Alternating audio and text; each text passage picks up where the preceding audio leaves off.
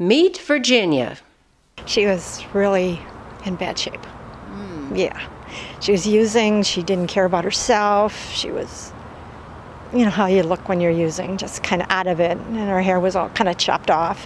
Back in the day, Virginia walked these mean streets, lived these mean streets.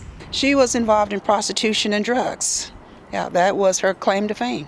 And it's not a nice life because a lot of my friends have been found dead in a doorway here. Nor an easy life. A lot of people boosted or shoplifted in order to meet their needs. We stole everything we got our hands on. No surprise, her activities often landed her in Multnomah County's jail. Or behind bars right here in Portland's Old Town.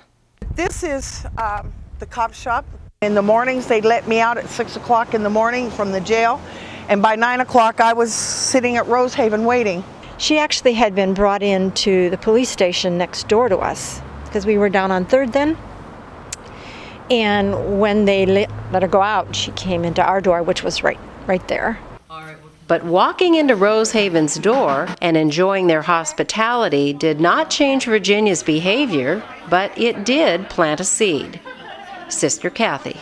She came in, she wasn't ready for changes yet, but part of Rosehaven, you know, is just welcoming people and letting them kind of soak up the environment of care and respect. And a lot of times that'll make a huge difference, at least over a period of time. They would welcome me, feed me, clothe me, and treat me with dignity instead of dehumanizing me, even though I didn't feel so good. Yet they treated me like I was gold, like I was precious, and that just blew me away. But meantime, Virginia kept turning tricks and doing drugs. There's a dirty bookstore right here. And so we'd get our crack and we'd go in there and smoke, because all you'd have to do is pay $10 for a booth, and then you could smoke your crack in the booth. And Virginia continued her destructive lifestyle, that is, until something unthinkable happened. I was standing on that corner right there. So I stepped over the mud puddle. Something told me to look up, and when I did, the bus was right there. And you can basically imagine me being right up underneath that bus, and I got hit and caught and then drugged. My foot got caught up under that axle, and it drugged me for 2 blocks. It drug all the flesh off of me, and I was all chicken bone. I got 4 ball bearings in my knee. I got 5 plates from here all the way up to my hip, and 136 pins in my legs to keep me together. For 2.5 hours I laid there, and I said, okay, Lord, I'm ready to die. And that's when he made himself aware to me. Open up the slam doors of opposition, oh God, against this man, oh Father God, and open windows of opportunity for him to walk through. Virginia Noggle is very much alive, reborn in fact, spreading her faith and giving advice. When I took the initiative to turn my life around and make a different choice and turned it over to God, he made those changes. And sharing food and clothing with those who still call these streets home. Hi, we've got some women's stuff over here if you're interested. And then she has some women's stuff too. Do you need socks? We just put them in what is a free box. And she's still at Rosehaven. This is thicker, this is winter. Only now she's volunteering, sorting garments to clothe and comfort other women who come through these doors. It's very comfortable. And now Virginia has her own door to come home to.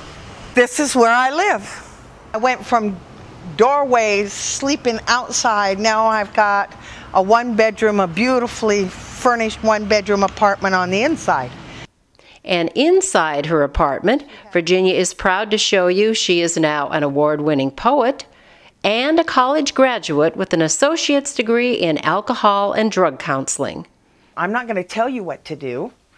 I'm just going to show you how it can be done and that there is a way out. Virginia's metamorphosis has stunned and pleased her former jailer, Lieutenant Vera Poole from the Multnomah County Sheriff's Office.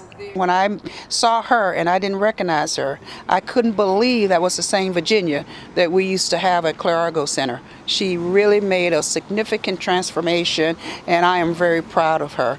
But no one is more proud than those who love and labor at Rosehaven to see that one more meal One more smile can save one more woman like Virginia from a living death.